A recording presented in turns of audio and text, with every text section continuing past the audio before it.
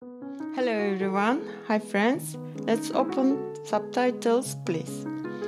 Hola a todos amigos. Abramos los subtítulos por favor. Всем привет, друзья, давай traducción subtitle, пожалуйста. Merhaba arkadaşlar. Bu daha önceki tasarımımızdı. Artık bir klasik olmaya başladı benim videolarımda. Bir önceki tasarım ilaki masamda kalıyor oluyor yeni projeye geçerken ve buradan böyle geçiş yapıyorum arkadaşlar. Bugünkü kendin yap projemizde gerçekçi ayçiçekleri yapacağız. Karton kullanacağız.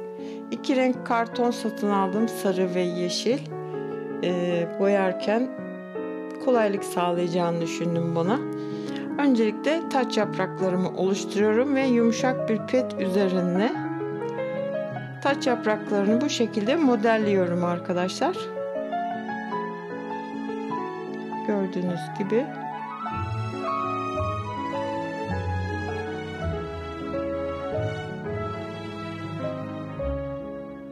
Evet, gayet gerçekçi oldu. Arkadaşlar şimdi ayçiçeğinin çekirdekli bölümünü oluşturacağım. Önce alüminyum folyoyla bir taban hazırlıyorum. Arkadaşlar. Şu an göreceğiniz yöntemle başka gerçekçi çiçeklerde yapabilirsiniz. Gerbere gibi ya da papatya gibi ortası bu şekilde olan farklı renklere boyayarak istediğiniz gibi harika çiçekler oluşturabilirsiniz. Arkadaşlar bu hamuru artık devamlı izleyenler biliyor, tanıyor, artık gözünüz aşina. Hatta 4-5 videodur kullanıyoruz biz bunu. Ne kadar çok yapmışsam artık bir türlü bitiremedim. Artık bugün cenazesini kaldırıyoruz bu hamurun, pembe hamurun arkadaşlar. Ve siyah, bana siyah gerekli olduğu için içine biraz siyah akrilik boya kattım. Biraz da vazelin kattım elimi boyamaması için. Tekrar yoğurdum. Bu arada tabi bu nişastalı kendi evimizde yaptığımız hamurun suyla çok da bağdaşmadığını, kıvamını bozulduğunu da söylemiştim. Şu anda da görüyorsunuz arkadaşlar, biraz hamurum cıvıdı ama cıvımış olması benim için avantaj şu anda şu projede. Çünkü sıkarak tülden geçmelerini sağlayacağım ve biraz cıvık olması işime geldi arkadaşlar. Gördüğünüz gibi gayet gerçekçi bir ayçiçeği orta bölümünü yaptık. Kurumaya bıraktım arkadaşlar. Ellemedim. Şöyle şu şekilde yerleştirerek ellemedim. Ellersem bozulacak çünkü hamur gayet cıvık şu anda. Bir gece bıraktım öyle arkadaşlar. Ertesi gün devam etmeye başladım. Bunu normal hamurla da, yani satın aldığımız hamurla da yapıp üzerinden boyama yapabilirsiniz arkadaşlar. Atıyorum papatya yaparsanız sarıya boyarsınız ya da başka bir renge de boyayabilirsiniz. Sıkıntı olmaz. Ben elimdeki hamuru değerlendirmek istedim sadece. Artık cenazesini kaldırmak istedim o hamurun yani. Bu şekilde de ortasındaki bir bölümü oluşturuyorum modelleyerek ve arkadaşlar daha önceki yaptığımız kağıttan tasarımlarda boyamıza tutkal katıyorduk, biliyorsunuz, belki izlemişsinizdir, izleyenler biliyor. Bu projede normal düz boyadım arkadaşlar, ama hani kendiniz yaptığınız zaman daha sağlam olsun, hani çok uzun süre kalıcı olsun ki bu şekliyle de uzun süre kalıcı bir çiçek yapıyoruz şu anda. Fakat tutkalda kullanarak, boyanıza tutkal katarak çok uzun yıllar sizinle olacak bir çiçek tasarımı yapabilirsiniz. Ayrıca üstten verniklenmek şartıyla. Çünkü verniklersek toza karşı da korumuş oluyoruz. Neme karşı da korumuş oluyoruz. Bu şekilde arkadaşlar taç yaprakları yapıştırdım tutkalla. ki kuruyunca şeffaflaşıyor tutkalımız. Zaten çiçeğimiz de sarı olacağı için tutkal göze batmayacak arkadaşlar. Şimdi çiçeğimin arka taç yaprak değil de orası arka kapak yaprak. O şekilde oluşturacağım arkasına. Ayçiçeklerinin arkasında olan kapakçık. Bunu da modelliyorum arkadaşlar. Bu şekilde modelliyorum. Bunu da tutkallayacağım, sertleştireceğim.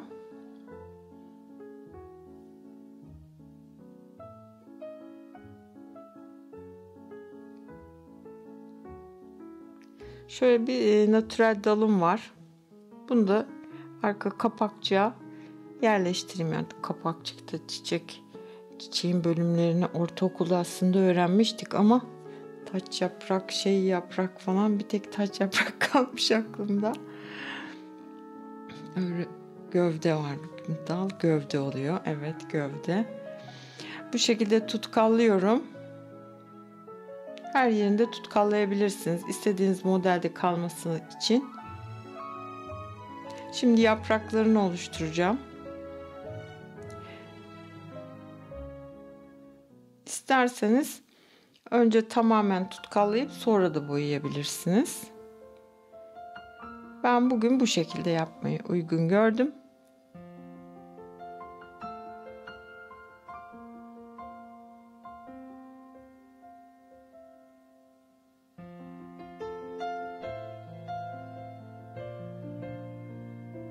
Bu şekilde modelleyerek gerçekçi yapraklar elde ediyoruz. Tabii haliyle boyayacağız. Boyamadan olmuyor arkadaşlar. Üşenmiyoruz, boyuyoruz.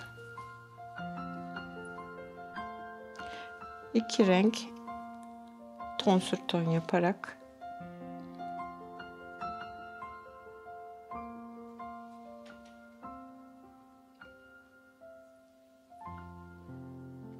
sarıyı da aynı şekilde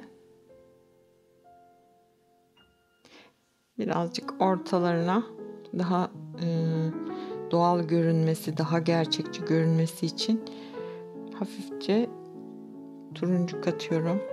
Yani koyu sarı gibi. Gördüğünüz gibi boyanınca gerçekten farklılaştı. Sıcak silikonlu da arkaya yapıştırıyorum ve yaprakları yapıştırıyorum arkadaşlar.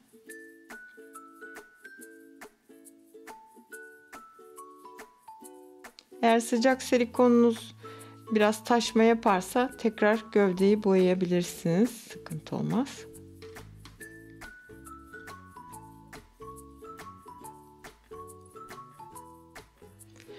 Arkadaşlar ben aslında bu tasarımı bir önceki videodaki tasarıma, yani o tavuklu tasarıma eklenti olarak yapmayı düşünmüştüm. Fakat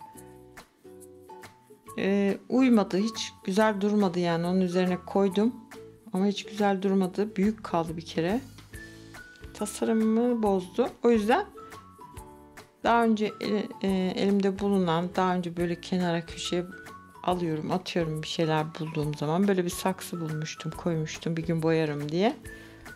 Hadi dedim bunu ekleyeyim. Papatya nereden çıktı? Ayçiçeklerine dedim bir stand yapayım bu şekilde. Hem kenarda köşede durur, hoş olur diye. İçinde straforla doldurup ayçiçeklerimin dik durmasını sağladım. Tabii tutkalla da sabitledim. Önce bir delik açarak, daha sonra çiçekleri saplayarak. Bu şekilde arkadaşlar, ya kum ya gerçek toprakta doldurulabilir, sorun olmaz.